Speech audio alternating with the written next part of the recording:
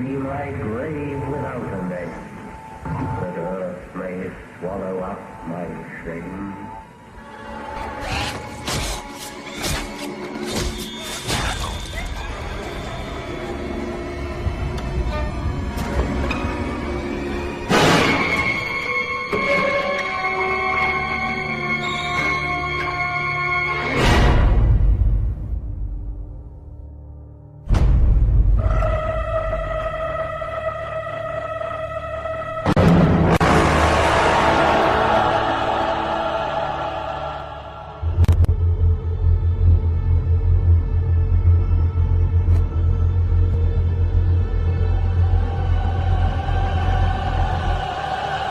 Let it begin.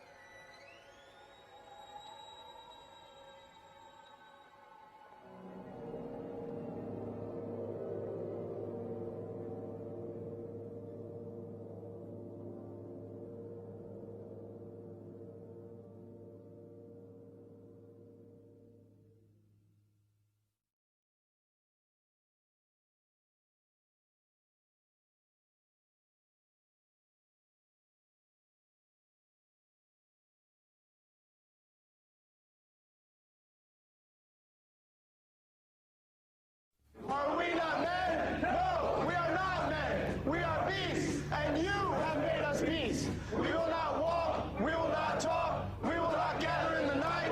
We will dress right, dress ready, run. And as a last resort, we will use cold blue steel and jab between the second and third rib and twist. Ah! Bushmasters! 5, 4, 3, 2, 1.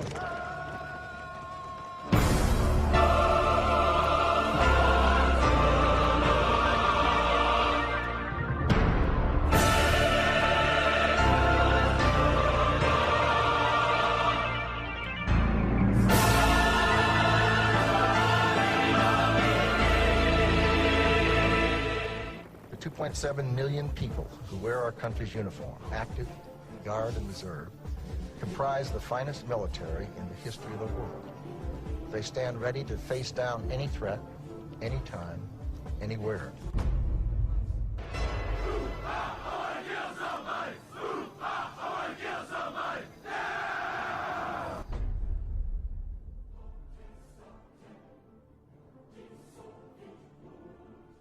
If an enemy instructions about opening fire or not, I don't know what we're doing.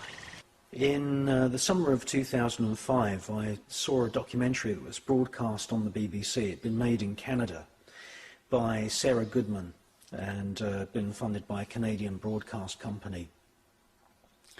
It won Best Documentary.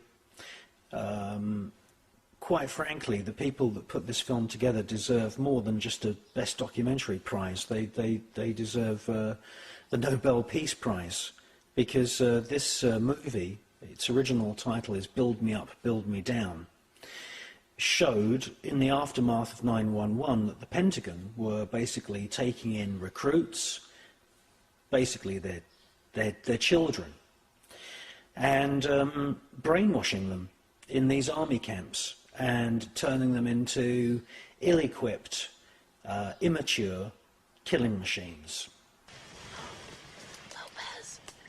Lopez, stop. Lopez, stop now. Did you say something, Lopez?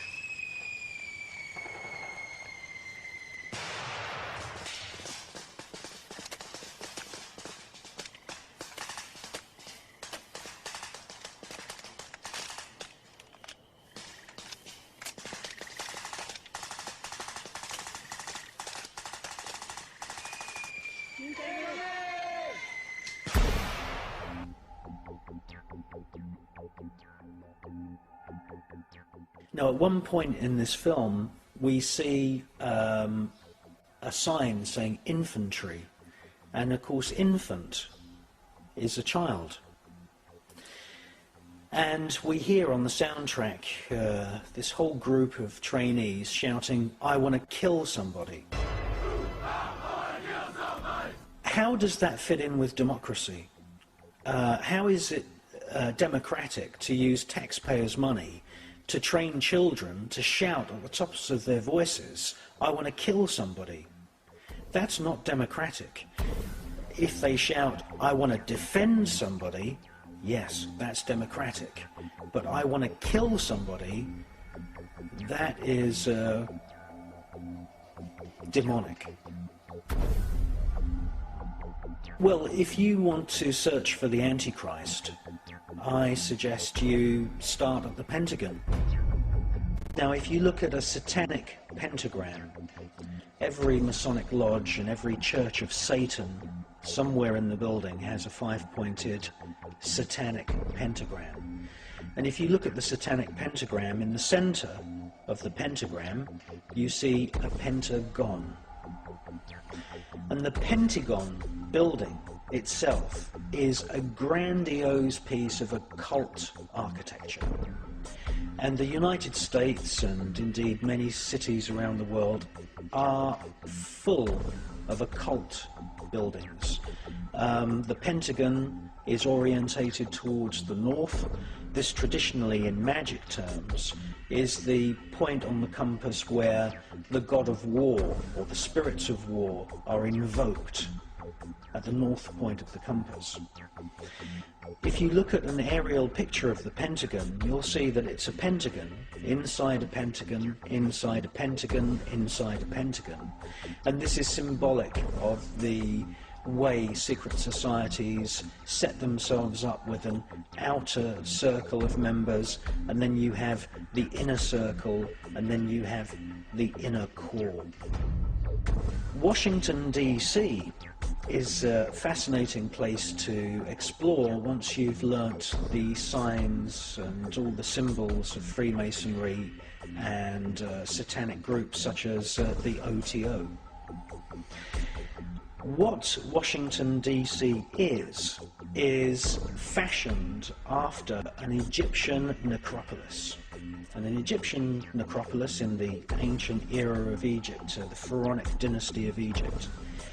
An Egyptian necropolis is a temple for the dead. And what Washington, D.C. is a modern version of an ancient Egyptian temple for the dead, but this is now a temple of death.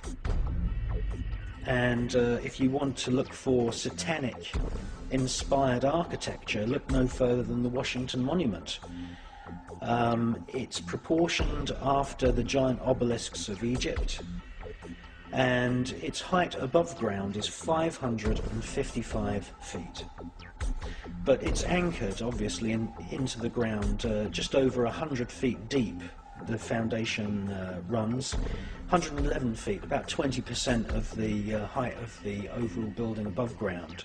If you add 20% onto 555, you end up with 666. The Washington Monument is 666 feet in totality.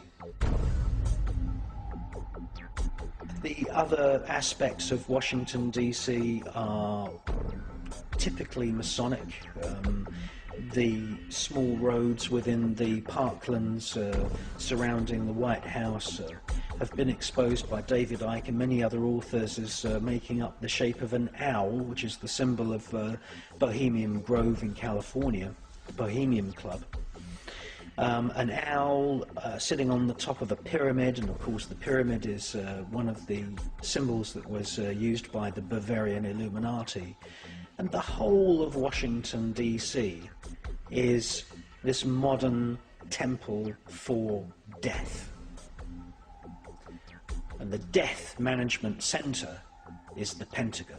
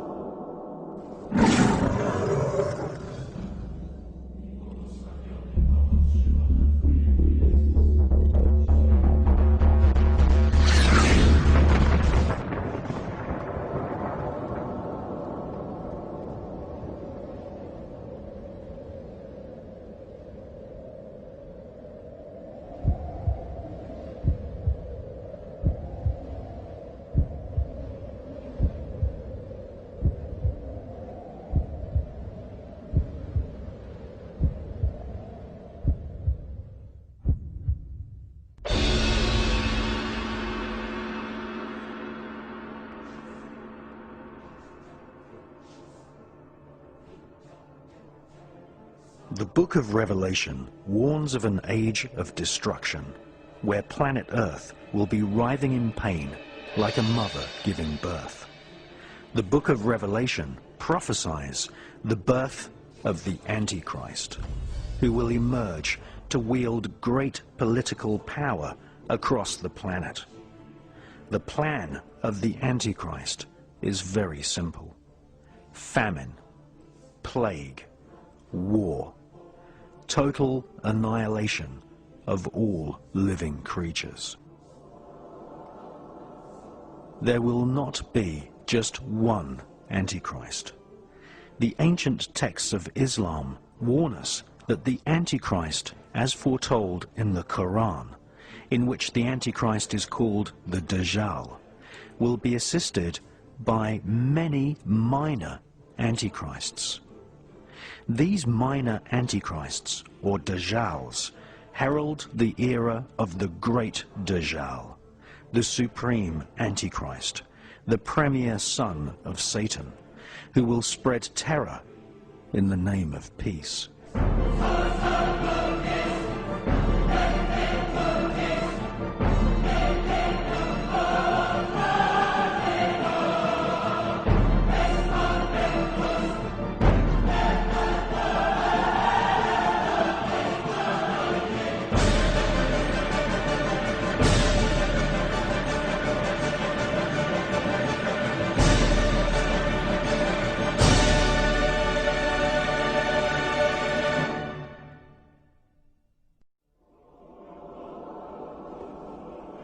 Still, to this day, it is unclear who exactly wrote the Holy Bible. But in the Bible texts, we see that the Antichrist will seek to kill the coming second Messiah. This will be done, apparently, by mass killings of children around the world. Famine, pestilence, plague, and war will be used to kill thousands of children each day. In actual fact, before our very eyes, every day 26,000 children die from starvation and preventable diseases such as the common cold.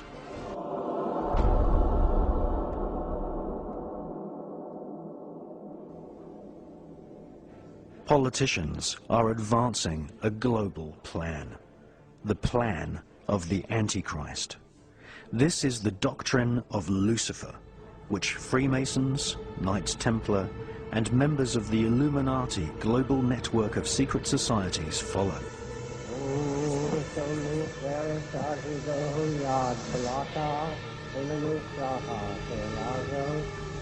Their goal is the total spiritual and ecological destruction of the world.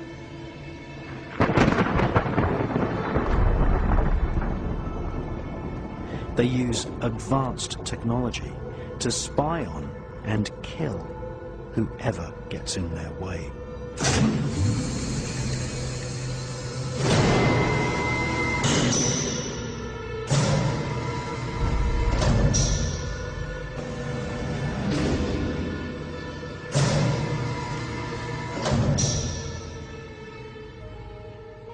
The Illuminati is a global network of witch covens, black magicians, and Freemasons. They use a secret code of numbers and words to communicate the plan to one another. They hold rituals right in the heart of the British Parliament and Washington, D.C. The Illuminati have designed the United States as the headquarters for their barbarous plan to bring about the apocalyptic prophecies of the Antichrist.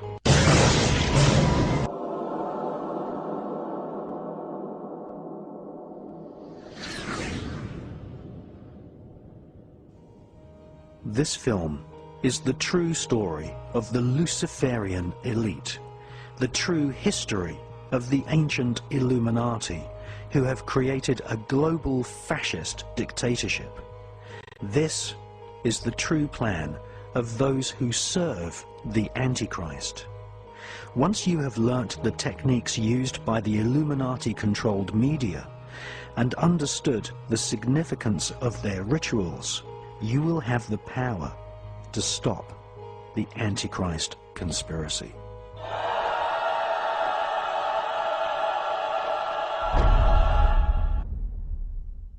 You were both in Skull and Bones, the secret society. It's so secret we can't talk about it. What does that mean for America? The conspiracy theorists are going to go wild. I'm sure they are. I don't know. I haven't seen the web. Number 322. Before we go, you and George Bush were both members of Skull and Bones, the secret society at Yale. The rule is, if someone mentions Skull and Bones, you walk out of the room. If you're both in a you're both in a presidential debate, and the moderator says Skull and Bones, do you both leave the podiums? I doubt it. You'll hang in there. I think you'll see both of us have a terrific... You know, I'd love to have a debate with the president right now.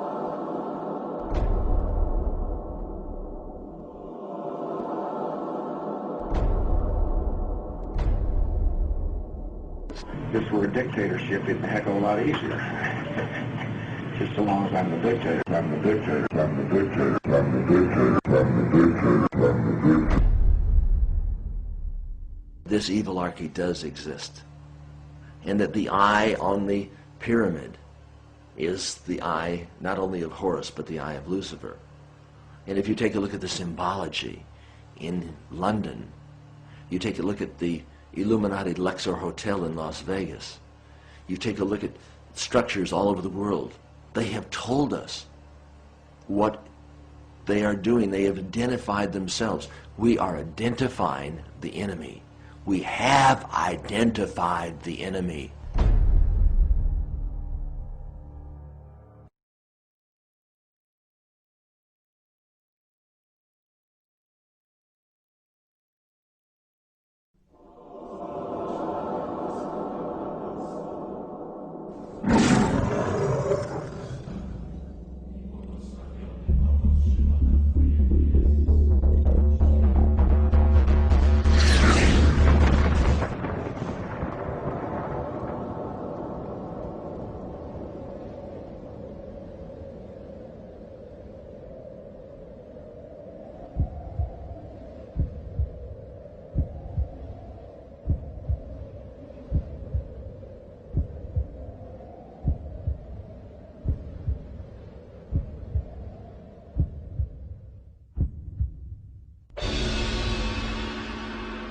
symbols are used by Masonic lodges, witch covens, Satanists and alchemists to directly access parts of the brain which respond to strong shapes and colours. Just as the saying goes, a picture paints 1,000 words, so magical symbols can be used to convey a multi-layered message or command. The use of symbols to convey the desire or will of the magician is generally referred to as sigil magic.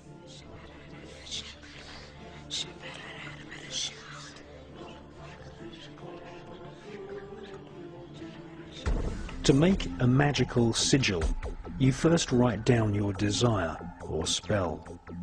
You then remove all vowels and all repeating consonant letters.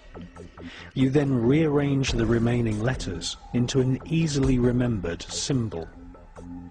This symbol, or sigil, contains the original spell. Sigils are often found in company logos. Every time you watch television, visit the supermarket, or walk the street, your subconscious is bombarded with sigils.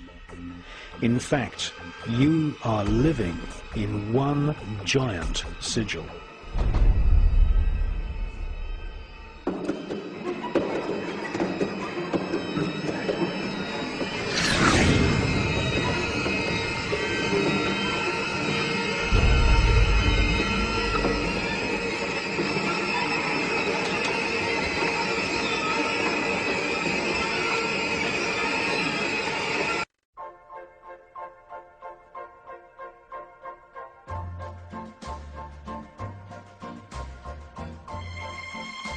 What it says in the book of Revelations is that the number of the beast is 666.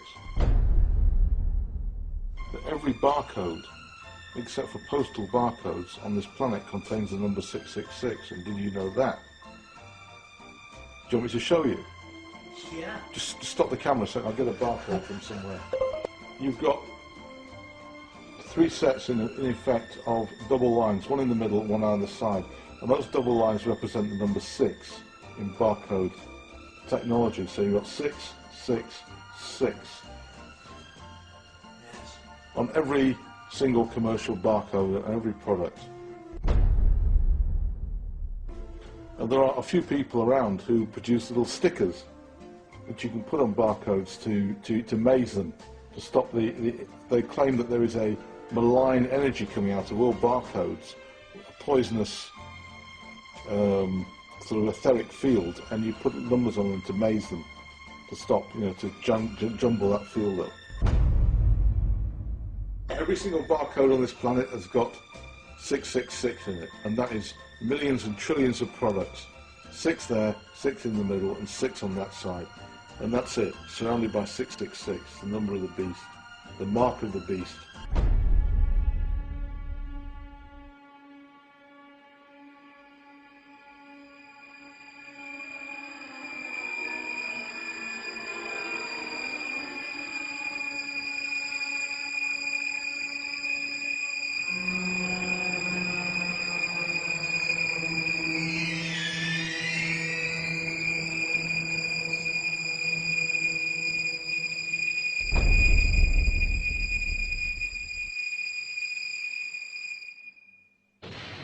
Resigned.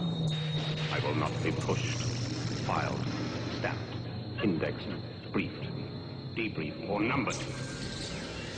My life is my own. My life is my own. What do you want? My life is my own. Information. We want information. What do you want? That would be telling. Information. You won't get it. I am not a number. I am a free man. I am a free man. Free man.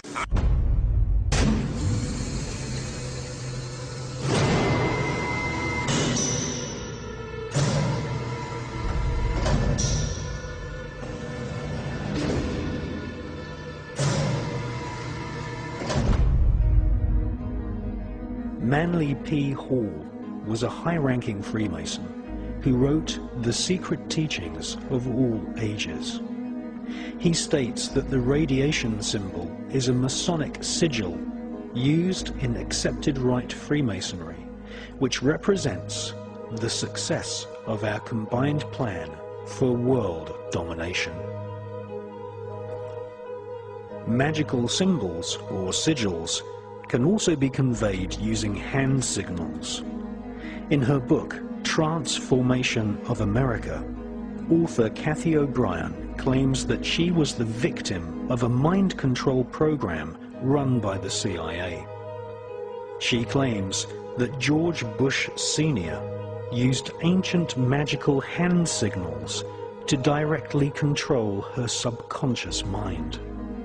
She also claims that Bill Clinton was under mind control.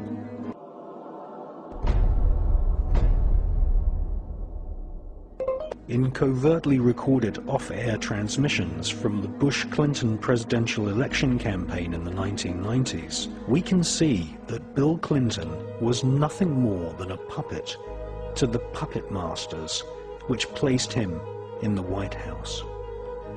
Bill Clinton's demeanor seems to be similar to a person who is under a hypnotic trance.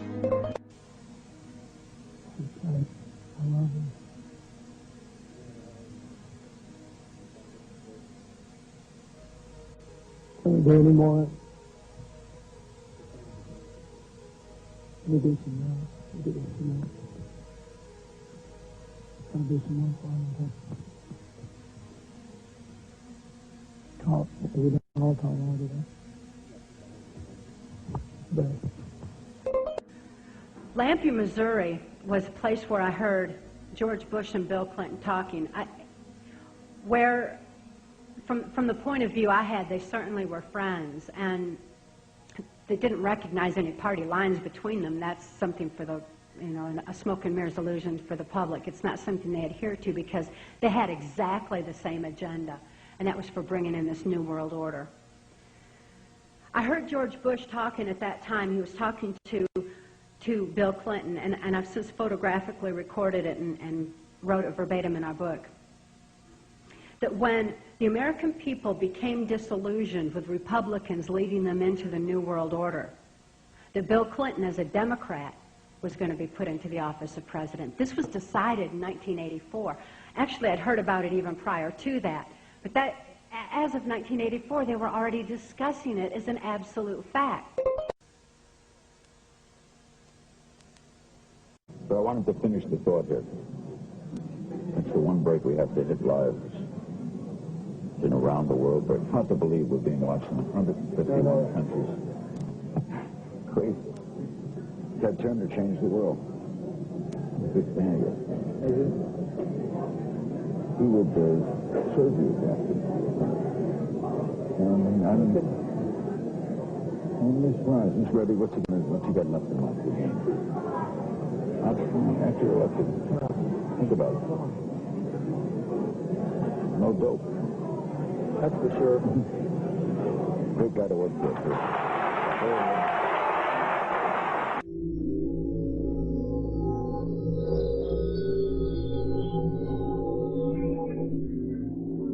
Remember that every single man, woman, and child in the state of South Carolina awakens to a freer, safer world because of George Bush.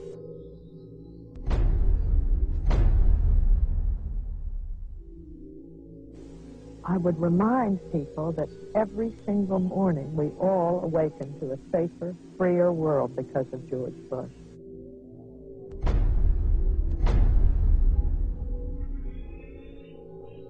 And Nicole, I would remind you and the people of Florence that all of us awaken every single day to a freer, safer world because of George Bush.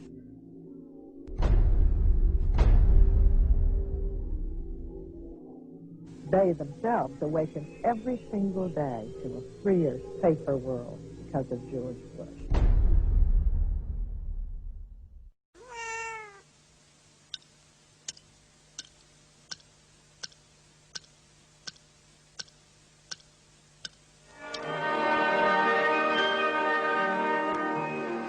Moscow is in the midst of the last hours of summer. Brainwashing, hypnosis, and even surgical manipulation of the human brain has all been researched thoroughly by the CIA. To provide an objective record of the subject's behavior, she's filmed before treatment and again after treatment, and the two films placed side by side. Notice how the subject before treatment, in the picture on the right, holds onto the chair as she moves. Notice the difference in posture, the greater effort required to rise from the chair, the longer time needed to complete the simple task. He would cut the skin, take the skin flap back, roll it back. He would then literally remove the skull, the top part of the skull. The patient all this time is under a local anesthetic, completely conscious. From my own point of view, the most unexpected finding was to discover that a mild electrical current applied to the surface of the brain causes a patient to have a memory from his own past sometimes. Good. Make it 1 volt, please. 1 volt. Yeah. This is 1 volt. I heard what sounded like an orchestra playing, and I asked the nurse where it was coming from. And she said, "What music?" And I said, "Well, that music." And then it stopped. And then I stimulated it again, you remember, and asked you about it, and you hummed it. Will you hum it now? You remember it? Yes. Go ahead. Da da da da da da da da da da.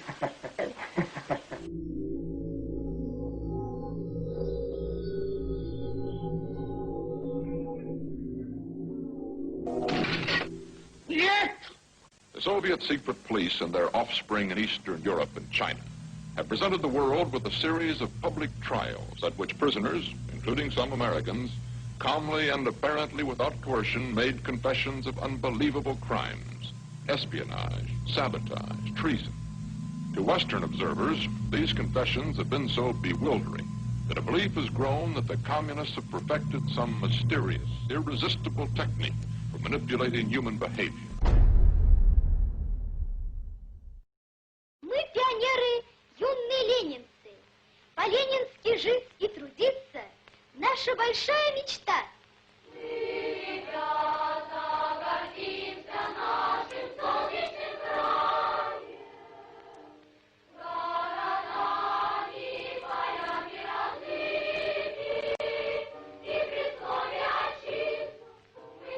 V obchodních domech Prior z nepřeberné nabídky zboží našeho trhu se vám zatočí hlava. Wendig! Schnell! Ausdauernd und robust.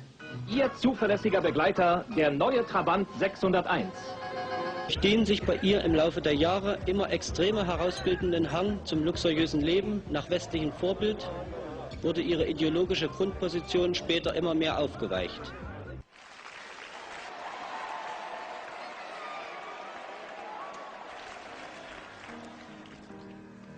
Было все на белом свете, люди издавна повторяются.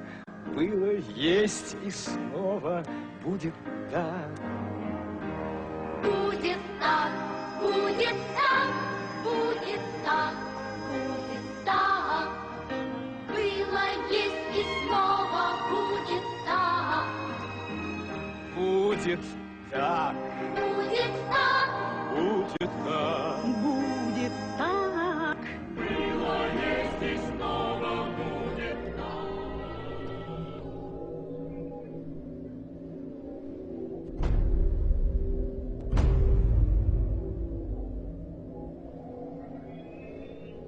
If you sat around a table and you said, right, what we need to do is we need to find some way of getting young people to see the world the way we want them to see it, so that by the time they become adults, they are completely following the reality we want them to believe in.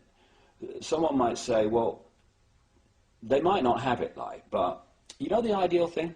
What we do is we have a system where we take children away from their parents at least 5 days a week, all day, from about the age of 4 and 5, and we have control of their minds until they're about 17, 18. That would be ideal. Well, of course, that's what happens. It's called the education system. Yes. And it's indoctrination.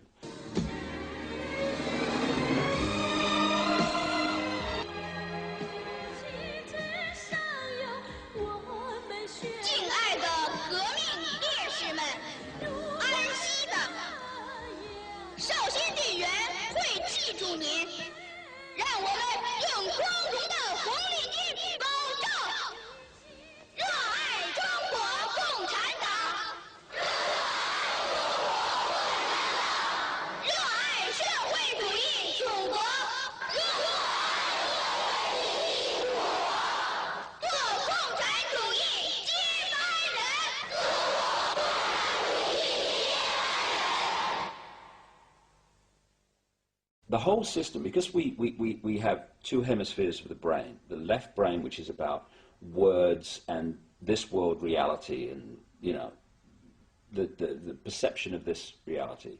We have the right brain, which is where you get creativity, inspiration, and connection, and then you've got this corpus callosum, which connects the two.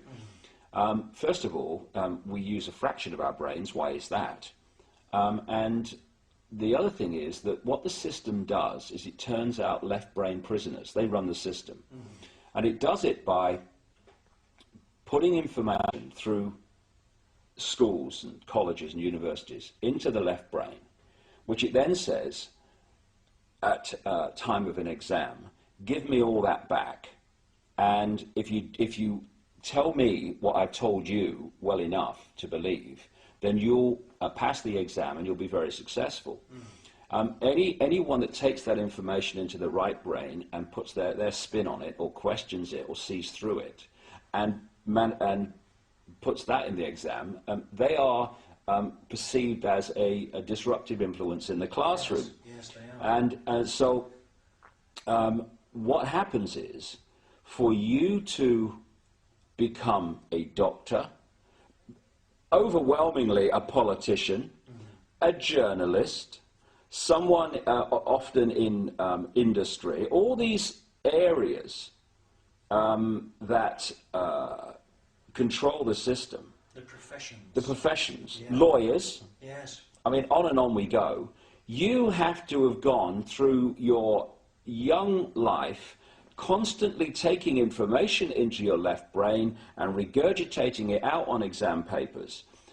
To become a teacher, you have to go through that process.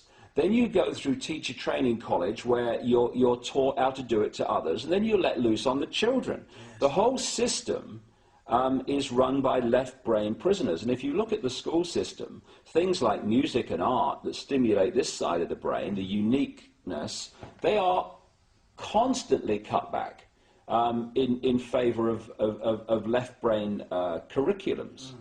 And this is systematic. I have to get this over to people. This is not systematic at the level of, you know, people who administer it into reality. It is coldly calculated in the shadowy areas where these concepts first come from. Yeah. And they know what they're doing. Yeah, these examinations, what's happening is that, you know, to fit in, to be part of the so-called in crowd, you have to reconfirm the beliefs of the hierarchy. Exactly.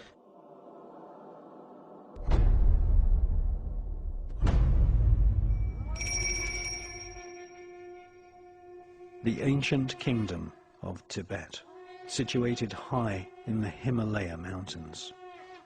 Tibet is a culture based on compassion, totally at odds with the doctrine of the Antichrist. The spiritual and secular leader of Tibet, His Royal Highness, the Dalai Lama, won the Nobel Peace Prize in 1989 for his continued policy of non-violent resistance of the communist Chinese government, who illegally took control of Tibet more than 40 years ago. Tibet is being systematically destroyed by America's most favored nation, communist China. Buddhist monks are being slaughtered, and there is wholesale torture of nuns and monks who defy the Chinese military and follow the pacifist, anti-war teachings of the ascended Buddhist masters.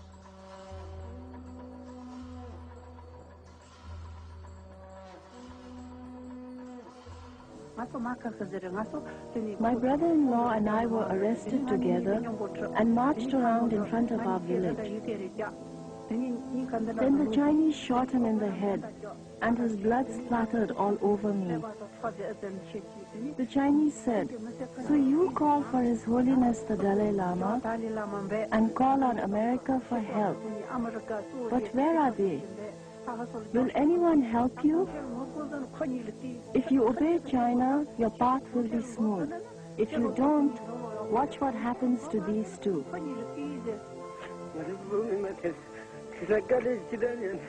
The Tibetan people are suffering immeasurably under the Chinese. Countless beatings and killings. And though the Chinese say there's freedom of religion, they don't allow us to practice our faith.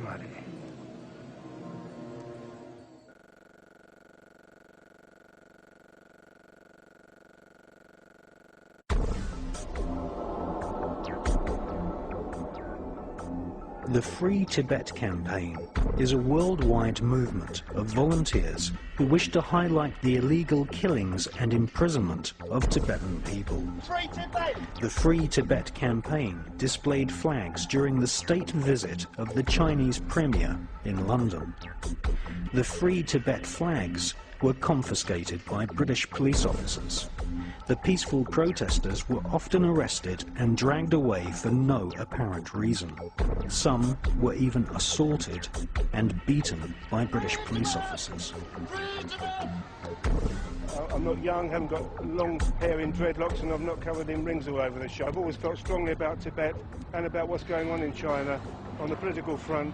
The fact that they've still got detainees in prison who were at Tiananmen Square 10 or 11 years ago, that is bloody awful, and something has to be done. And I think in a case like this where the government won't do anything, it's always down to the people to do something instead. Free Tibet! Free Tibet! Free Tibet! Free Tibet! Free Tibet!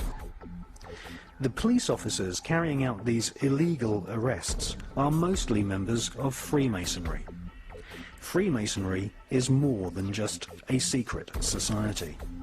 Freemasonry is actually a religion. Freemasons pray to a tri-pantheon god, one facet of which is the warmongering Baal deity. Freemasonry is the most popular occult religion amongst police officers, judges, and barristers, such as Mr. Tony Blair.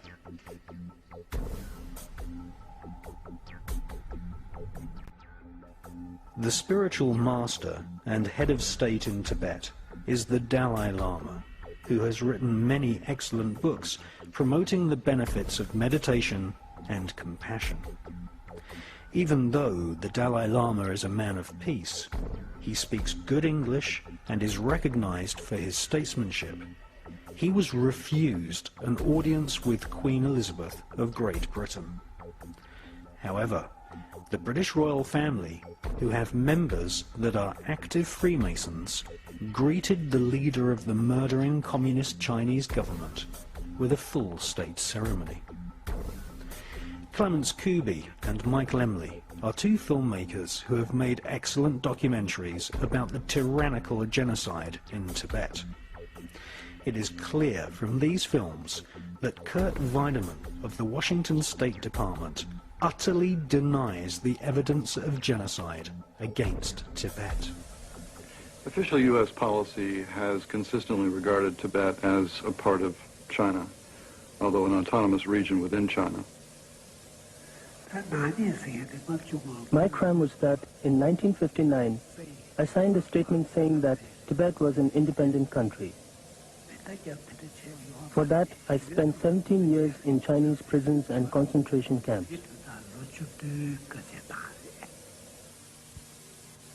We have no evidence at this point that the Chinese government is engaged in any policy or in any actions aimed at wiping out the Tibetans, or in short, reflecting a policy of genocide either against the Tibetan people themselves or against their culture. I mean, Tibetans are no longer wearing Tibetan clothes. Tibetans are not talking Tibetan. All the Chinese wear Chinese. It is a blue uniform, everybody. And the monasteries are no longer a monastery, and no monks are there. They used to have mobile clinics which would go from village to village and just get the women together and get them sterilized.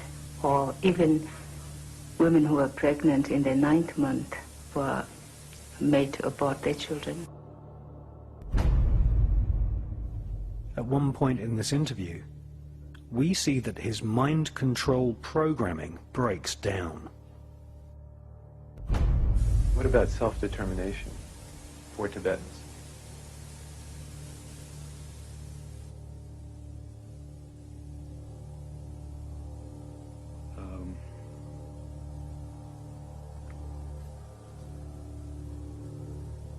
On the BBC Newsnight programme, we see a Chinese government minister also displaying signs of heavy mind control.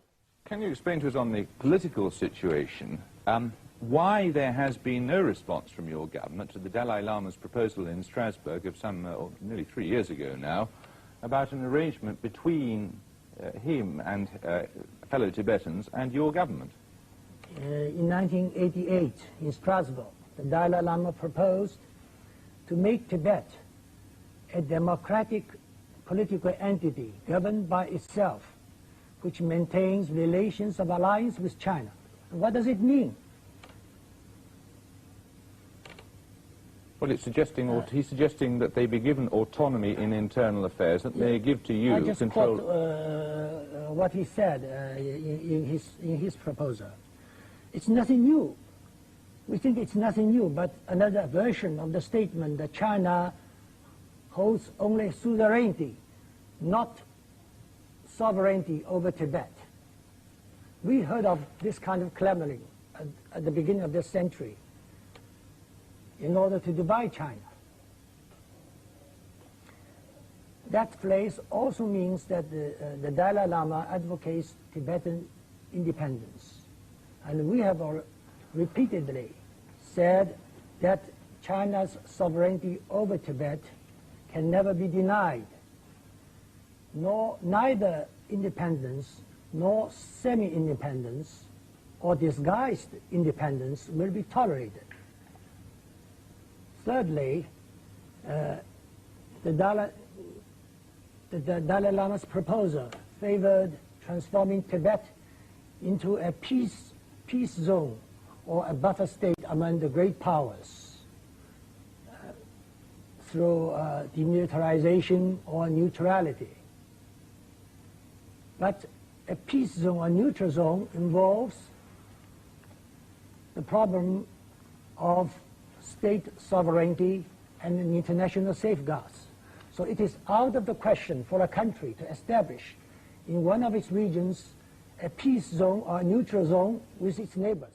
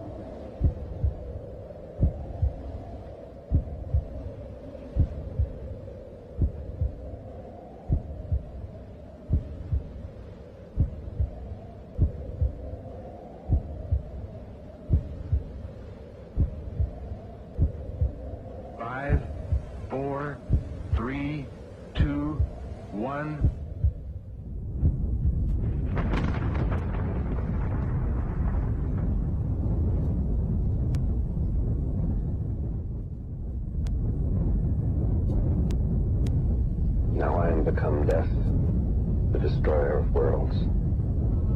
Hawati en tawi, tem jafar kau, ta pen em awef, mu f, ta f, sem f, minute f nebet.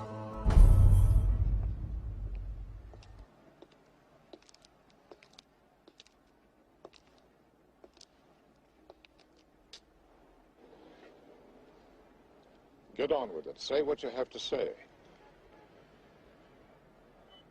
When the Jews return to Zion, and a comet rips the sky, and the Holy Roman Empire rises, then you and I must die.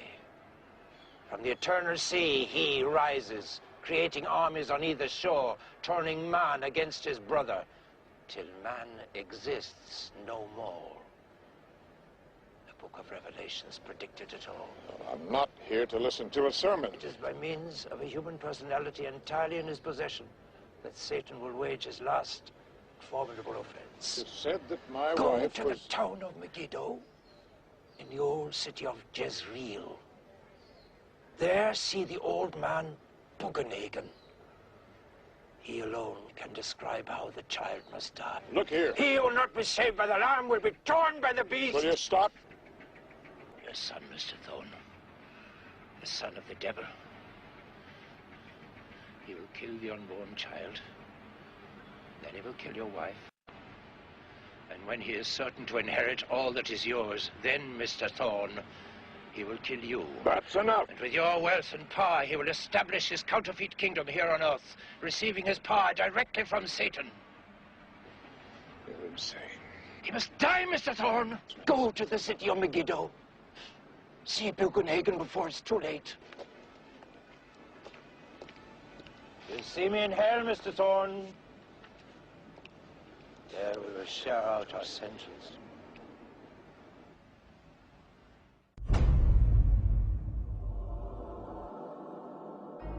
The Kabbalah is a collection of Jewish magical texts which were given to mankind via psychic communion with a fallen angel called Raziel.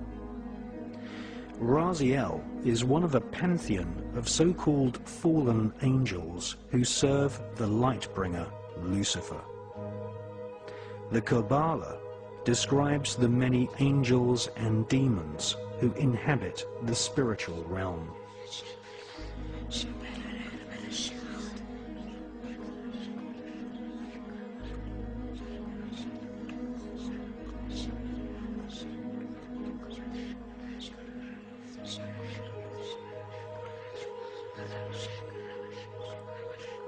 The Kabbalah gives Kabbalists a roadmap called the Tree of Life, which explains how to invoke and communicate with these powerful spirits.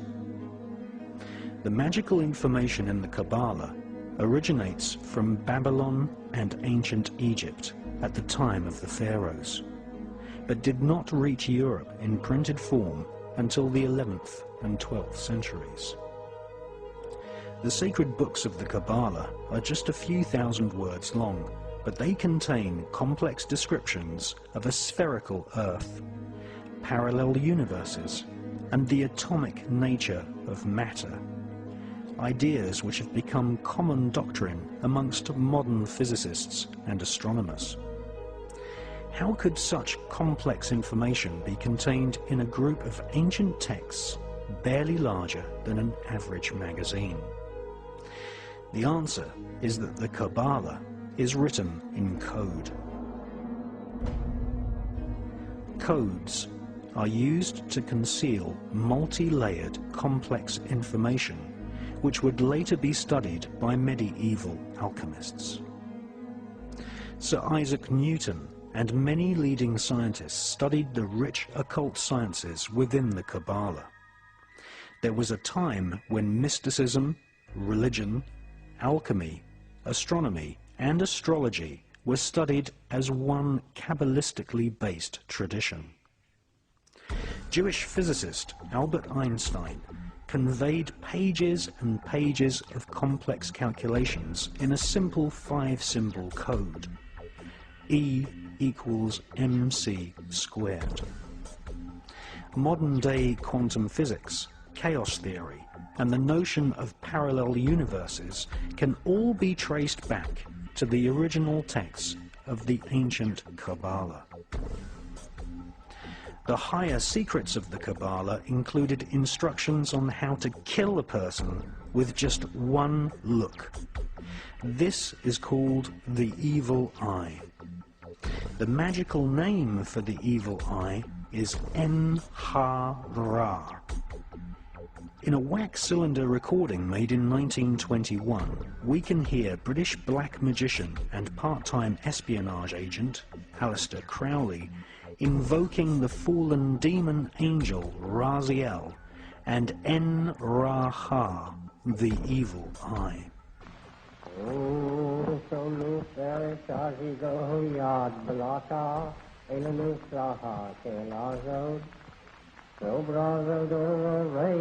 Upon was a Dakisha, Soel Kurokan, Sahara, Sahara, Odo Pitale, Yodo Reje, Late Zodia Redo Naso, Mada, What Sahe.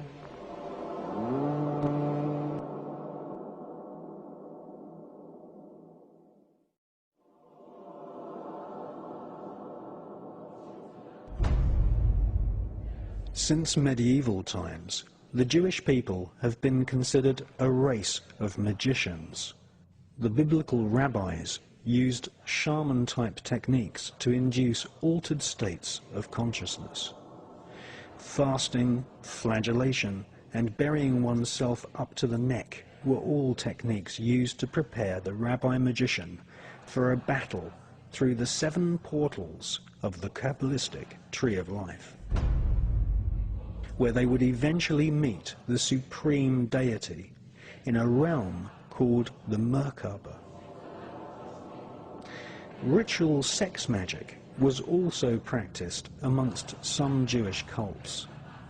Many temples had holes in the walls so that rabbis could ritually sodomize a prostitute, a young man or a boy, and invoke the fallen angel Raziel as they reached sexual climax. The word sodomy is derived from the name of the biblical city of Sodom, in which sex magic and also blood sacrifice were widely practiced. A strange version of vampirism, or blood drinking, is still practiced to this day by many rabbis who suck the blood from the freshly severed foreskin of newborn babies.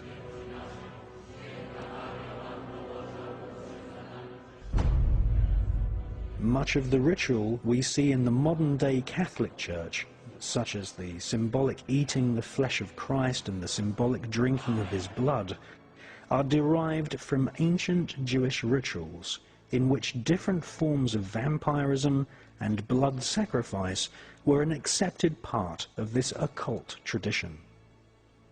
After all, the Pope does wear a Jewish yarmulke.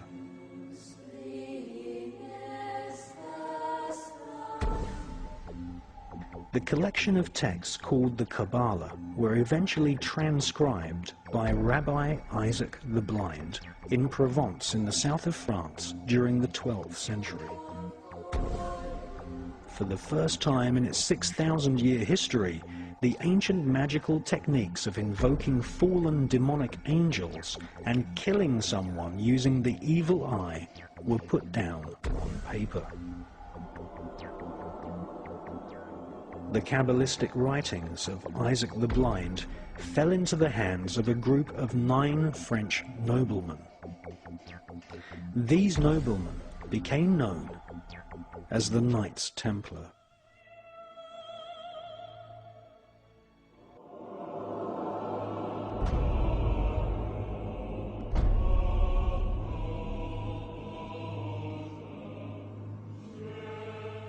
The word cabal, meaning a group who conspire together, comes from the word Kabbalah. One such cabal, who were to later inspire a whole armada of black magic cults and Freemasonry, were the so-called Knights Templar. They laughingly called themselves the Poor Knights of Christ, but these men were far from poor.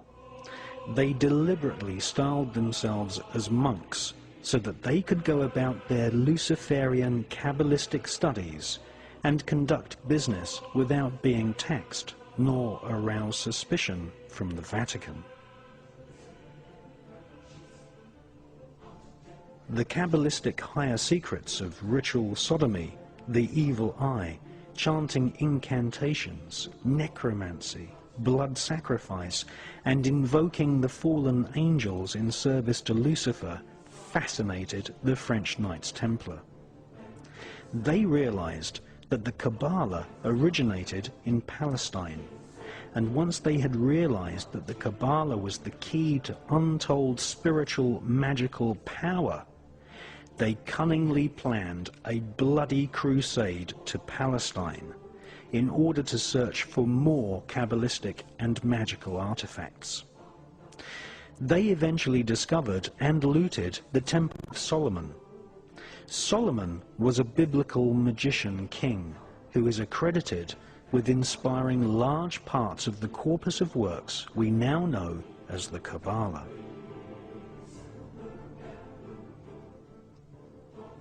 The Knights Templar arrived in Palestine with one main goal: to stop the Muslims from gaining any knowledge about the Kabbalah.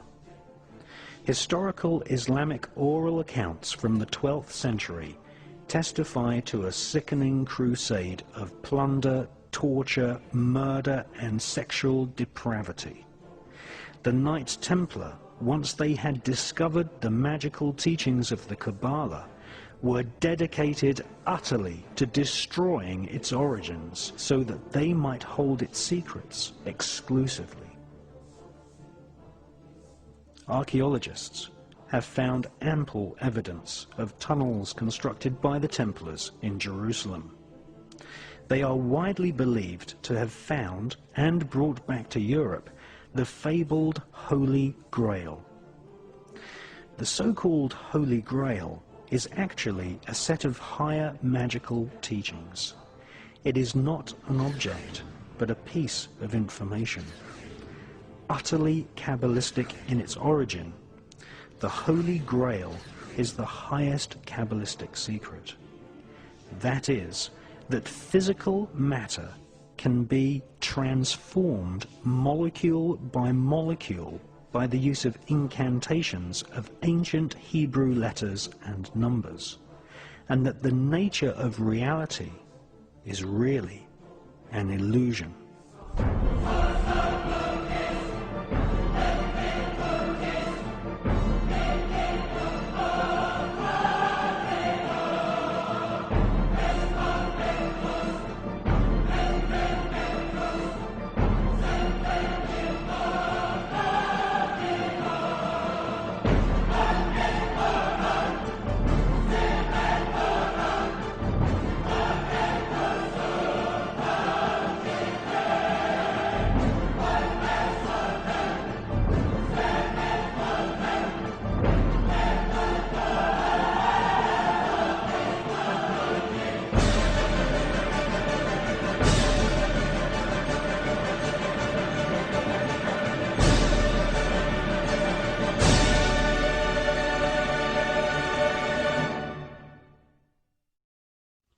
When I said publicly in 1991 that the Earth was a living entity that we could communicate with and could communicate with us, people just dubbed me crazy.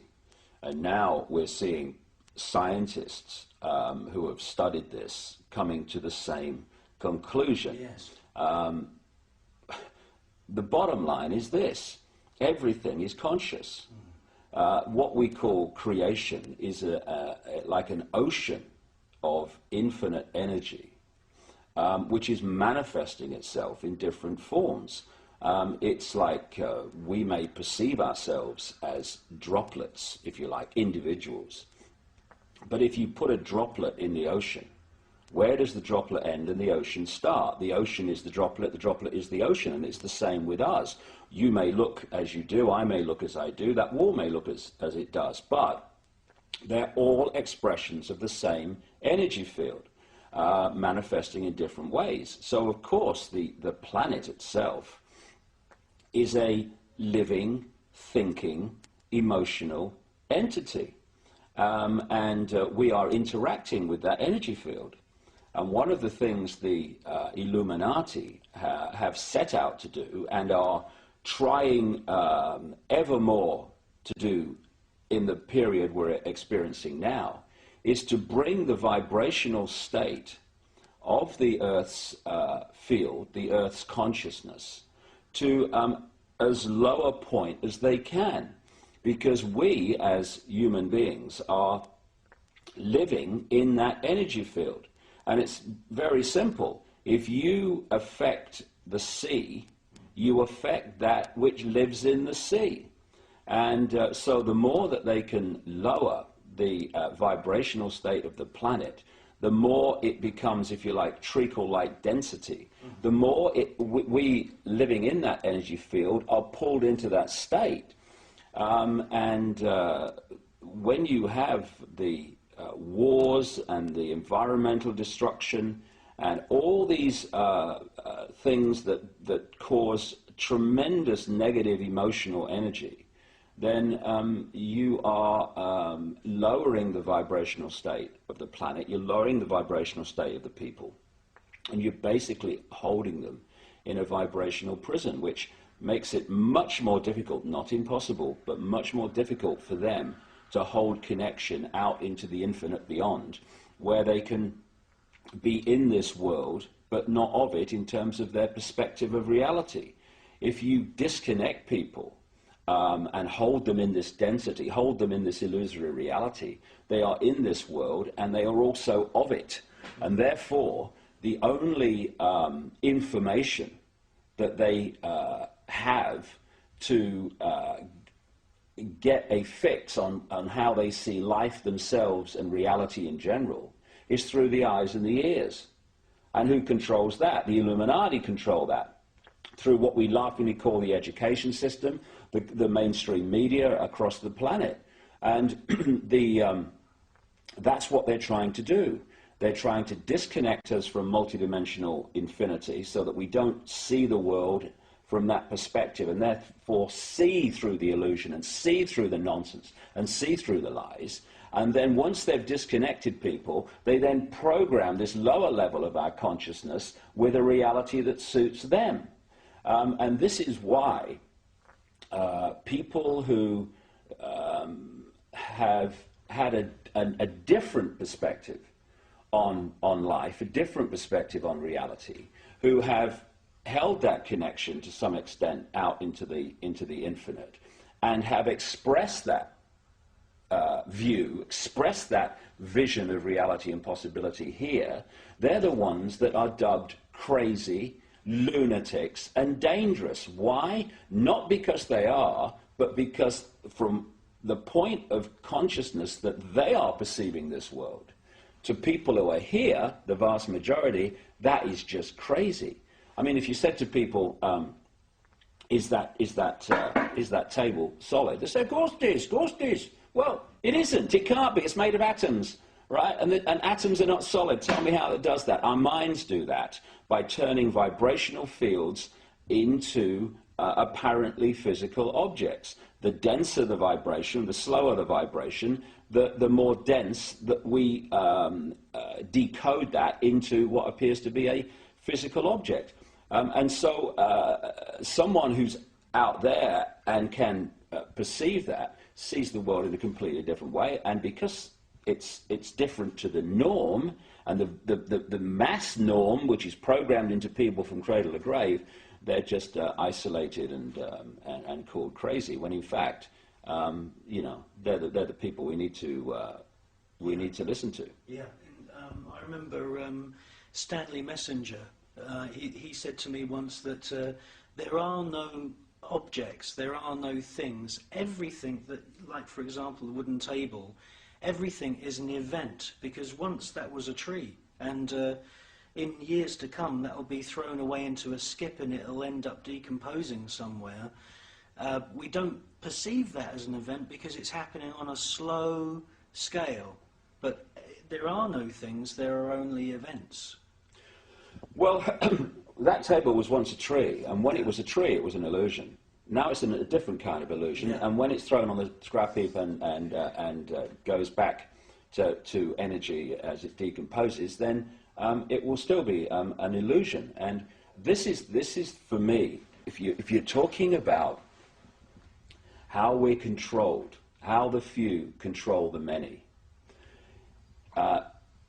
if you can suppress the information that people receive in terms of what is possible, you, to the same rate, suppress their perception of what is possible.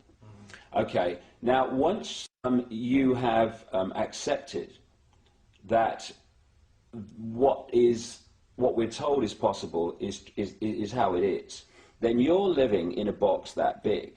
So anyone that starts to talk about things that are beyond that perception of possibility, you immediately dismiss them as crazy. And I'll give you an example of what I'm talking about. A few centuries ago, when people said the Earth was a sphere, they were perceived as crazy and dangerous. And one of the reasons was that if you lived on the bottom of a ball, you would fall off, right? Now, once you introduce the law of gravity, what appears at first sight to be a nonsensical idea becomes perfectly logical. However, if you suppress at that time knowledge of the law of gravity, then people are going to dismiss the truth because they can't perceive that the truth can be possible. And when you're talking about entities that shapeshift, that appear and disappear, UFOs that appear and disappear, if you program the population to believe that this world is all there is, that this is a solid world of solid individual objects, then the idea of things appearing and disappearing or shape-shifting from one state to another, to that sense of perception, is totally ludicrous. But once you introduce the suppressed knowledge, which is that this world is not solid, and what we're living in is basically symbolically a radio station, in terms of all the radio and television stations broadcasting to this place now are all existing in the space that I'm sitting in. I can't see them. They are not aware of each other unless they're really close on the dial, because they're on different frequencies. And if I'm on or something else is on a different frequency, a seriously different frequency to that wall, then I can walk through it, or something else can walk through it. Just as if I turn my radio on now, I tune into a radio frequency broadcast that's coming through this wall or this window. And so this reality that we think is so solid and all that there is actually like a radio station. And this physical body, this holographic illusion, locks us in, tunes us in like a radio to this radio station, to this reality.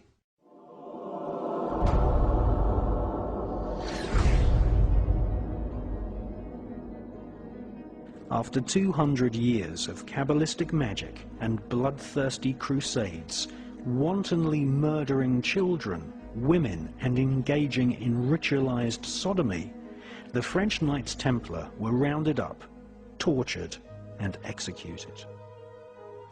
Many confessions told of the Knights Templar monks ritually sodomizing each other, invoking evil spirits, and implanting these spirits into animals such as cats. Various black magic artifacts were confiscated from castles owned by the Knights Templar, including silver caskets containing desiccated heads and skulls. The Knights Templar referred to these heads as Baphomets. They were placed at the center of a round table.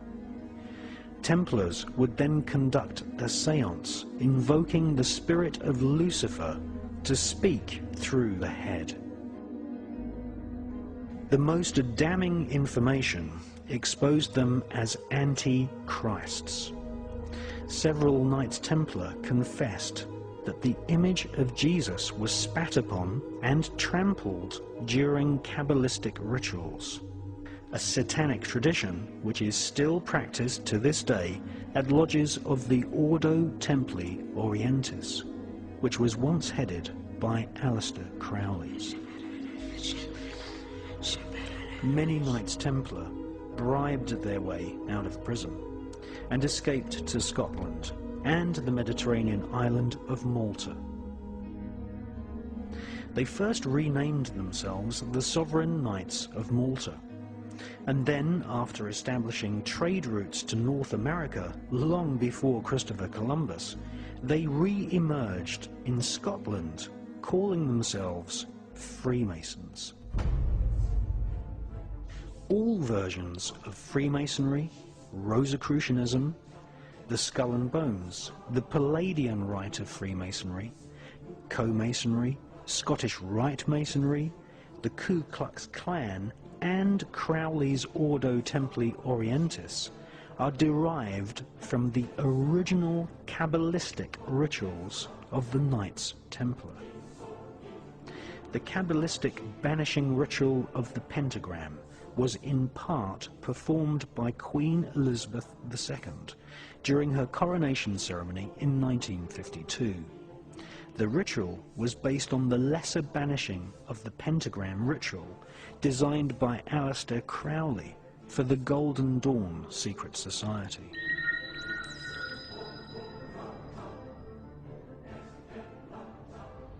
There comes now yet another ancient ceremony. The great officers of state and the bishops and the nobles who have borne the swords, the scepters and other regalia move to the steps of the throne which stands upon its dais. This throne, like the raised floor of the theatre itself, is descended from those days 1500 years ago, when the early kings sat for their crowning upon a mound of earth. So today, the Queen will ascend the steps of her throne, there symbolically to be lifted into it by the Archbishop and the Earl Marshal, in the sight today of a great multitude of people. It is at the moment that she is seated upon her throne that she takes possession of her kingdom.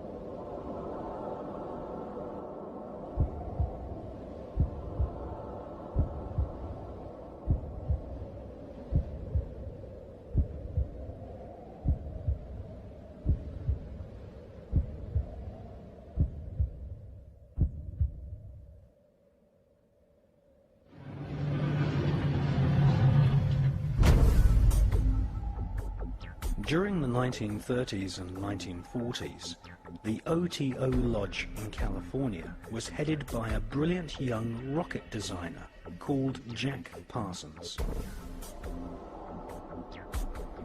Jack Parsons developed patented rocket technology, which is still in use by NASA to this day. NASA named a crater on the dark side of the moon in honor of Jack Parsons. Jack Parsons worked during the day to develop rocket propulsion systems which would serve NASA's space program, which was controlled by ex-Nazi SS officers such as Werner von Braun, who had been brought to the USA by the CIA's Project Paperclip. At night, Jack Parsons would hold sex magic rituals in his house in Pasadena and initiate fellow scientists at the Los Alamos Atomic Bomb Laboratory.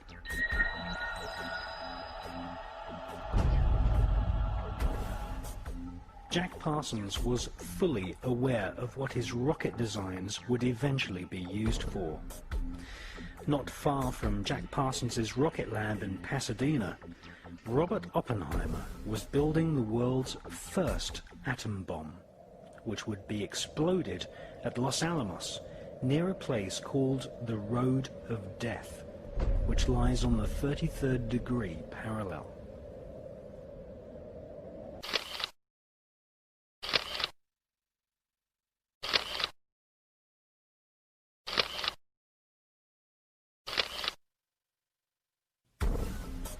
Once installed as the head of the OTO's American operation, Jack Parsons conducted a giant satanic ritual, aided by a fellow OTO member with the codename Freighter H. In 1948, the same year that George Bush Sr. was baptized as Magog, Jack Parsons undertook one of the most dark rituals known to Kabbalists, the Babylon working. This ritual requires the initiate to visualize the Kabbalistic tree of life, with its 10 spheres and 22 connecting pathways. Between the top 3 spheres and the lower 7 spheres, there is the so-called abyss, the place where one's personality, possibly even one's sanity, is potentially destroyed. If the initiate successfully spans the abyss with personality intact, then he becomes a black brother of the Kabbalah, a black magician of the so-called left-hand path. In the tradition of Judaic mysticism, these black magicians are utter evil and are in themselves pestilence. This giant Babylon working ritual saw Parsons, aided by his magical protege, Freighter H, project their astral bodies into the dark abyss of Lucifer. 1948 saw George Bush Sr. baptized in the name of Magog, the spirit who would lead the army of demons against Christ at the apocalypse of Armageddon. That same year, Jack Parsons baptized himself as Belerion Armilas al-Dajjal, the Antichrist.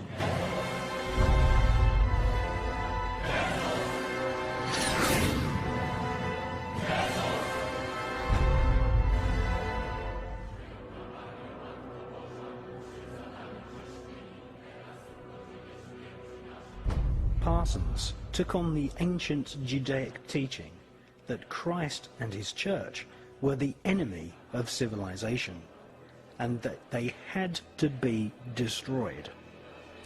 On a 40-day pilgrimage in the Mojave Desert, the place where Area 51 now resides, Parsons summoned forth Babylon, the Scarlet Woman, the whore of the apocalypse, the consort of the great beast, Satan 666.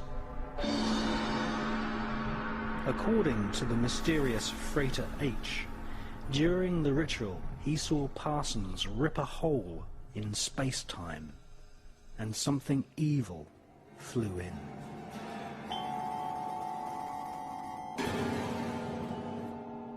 So who was the mysterious Freighter H? None other than the author and inventor of the new cult religion of Scientology, Mr. L. Ron Hubbard.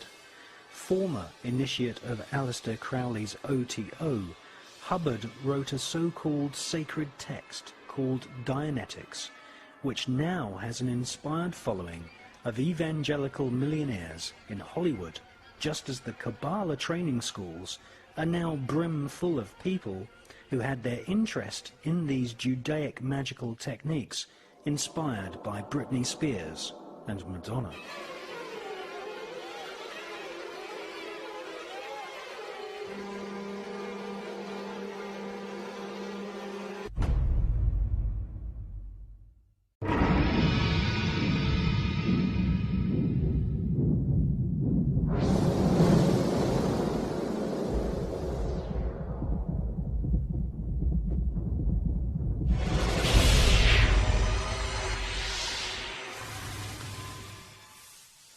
Jack Parsons had a sex magic partner in the OTO named Marjorie Cameron.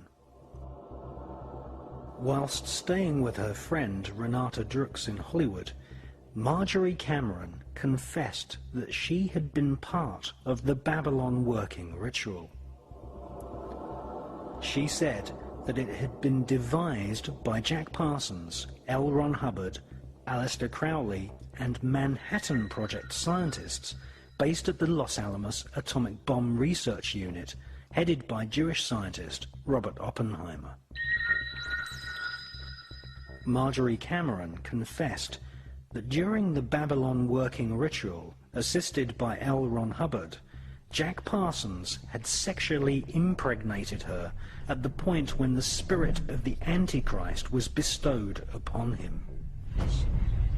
Cameron Parsons had been made pregnant with the child of the Antichrist.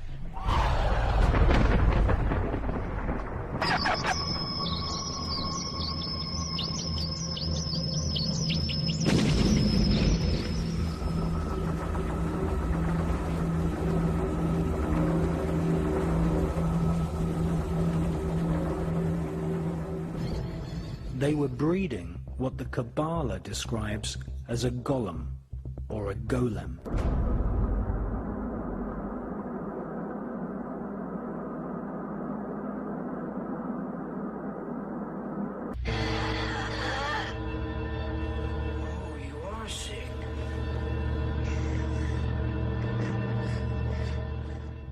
A golem is an artificially created humanoid, usually made from dead human body parts, which is animated by the magician chanting incantations and mantras.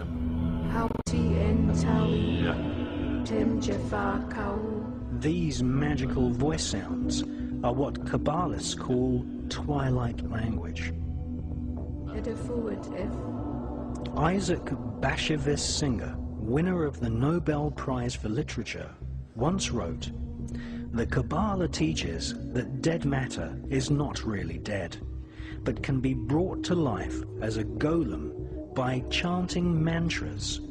The Talmud speaks of Rabbi Rava, who had the power to create golems.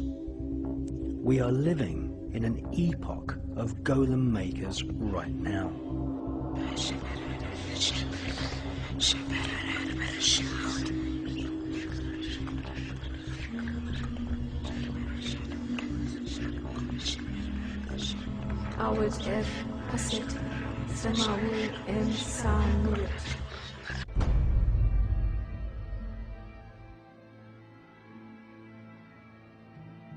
In the horrific film Rosemary's Baby, directed by Roman Polanski, a satanic cult in New York, led by a character based on Aleister Crowley, summoned forth Satan to impregnate a young girl and breed an Antichrist golem child.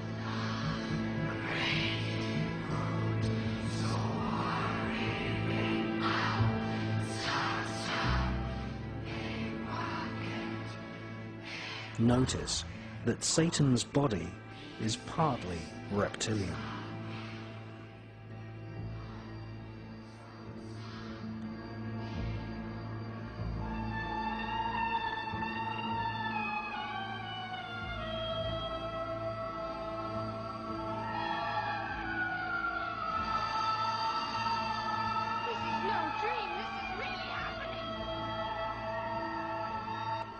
Interestingly, the devil in Rosemary's Baby is played by none other than Anton LaVey, founder of the American Church of Satan.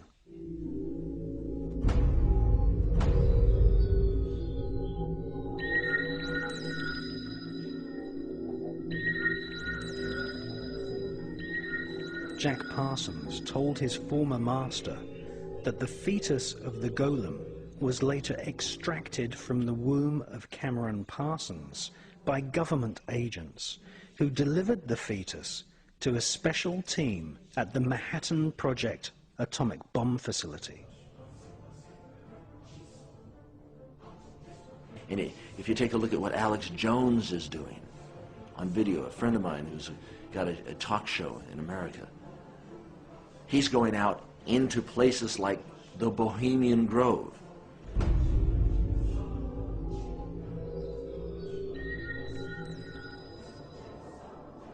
Six years ago, American broadcaster Alex Jones and his cameraman Mike Hansen infiltrated Bohemian Grove, a gigantic private forest owned by the Bohemian Club of San Francisco.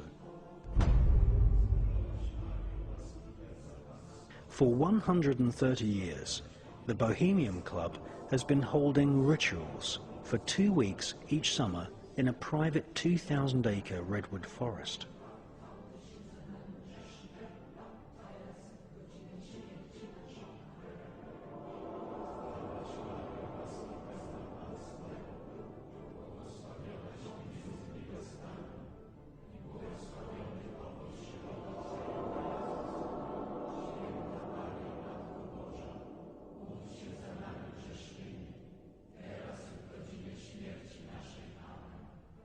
There was a surprising development in the summer of 2005.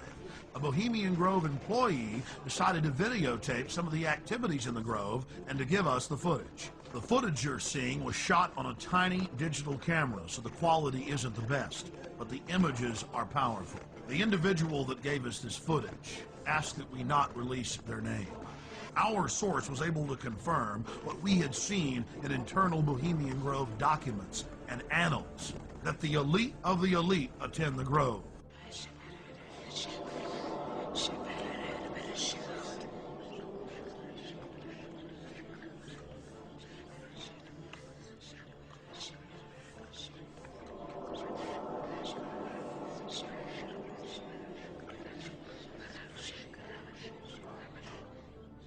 The Grove's own internal annals brag that the Manhattan Project, or the plan to create the A-bomb, was hatched inside this building known as the Chalet. The Strategic Defense Initiative, better known as Star Wars, was also the brainchild of Grove members and was born inside the Chalet.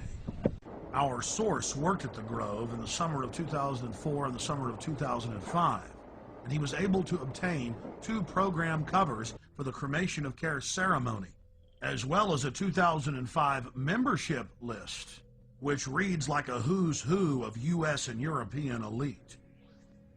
Former President Jimmy Carter, former President George Herbert Walker Bush, President Bush, Henry Kissinger, George Shultz, the list goes on and on.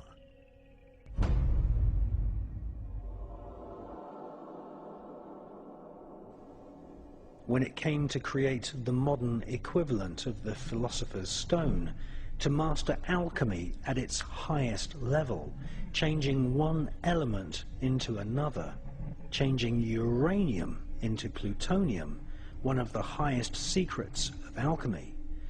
Where did the S1 Uranium Committee of the Manhattan Project meet? Well, they of course consummated their alchemical knowledge in the Bohemian Grove. Amongst ancient trees, grown men listened to the manic laughter of Satan, wearing owl masks and black robes. It was here, at Bohemian Grove, that the consummation of thousands of years of alchemical atomic research took place. Nothing less than the birth of the bomb.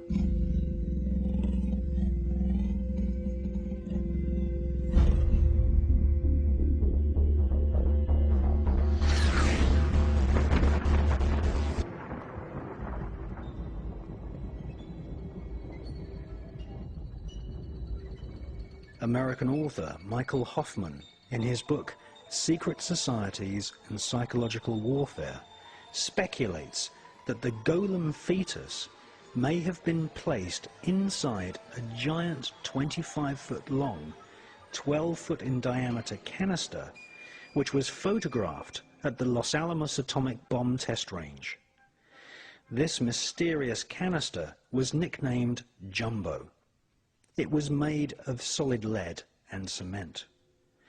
It is conceivable that the fetus was placed in the center of the canister and then irradiated with the blast of the world's first atomic bomb, thus infusing the demon child with what Kabbalists call the demonic force of atomic fire.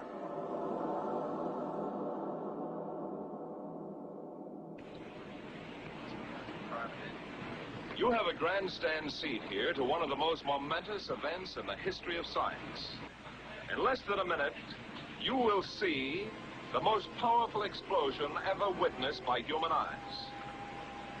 The blast will come out of the horizon just about there. And this is the significance of the moment. This is the first full-scale test of a hydrogen device. If the reaction goes, we're in the thermonuclear era.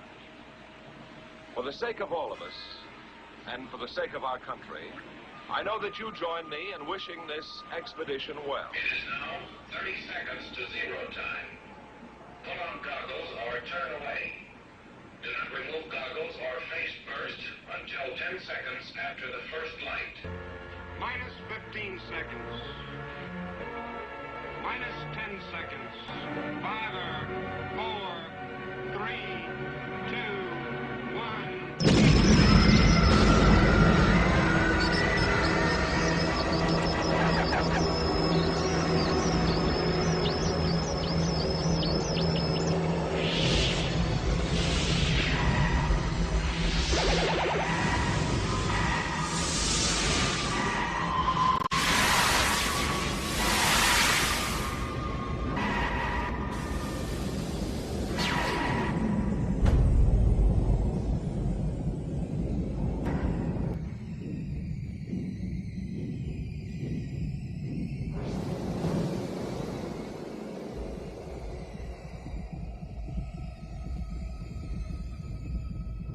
Two years later, Parsons revealed to his mother that his golem child had lived, and that it was female. A fan of ancient Indian mantras was the Jewish evil genius Robert Oppenheimer. His team of Manhattan Project scientists took advanced alchemy to its absolute evil limits.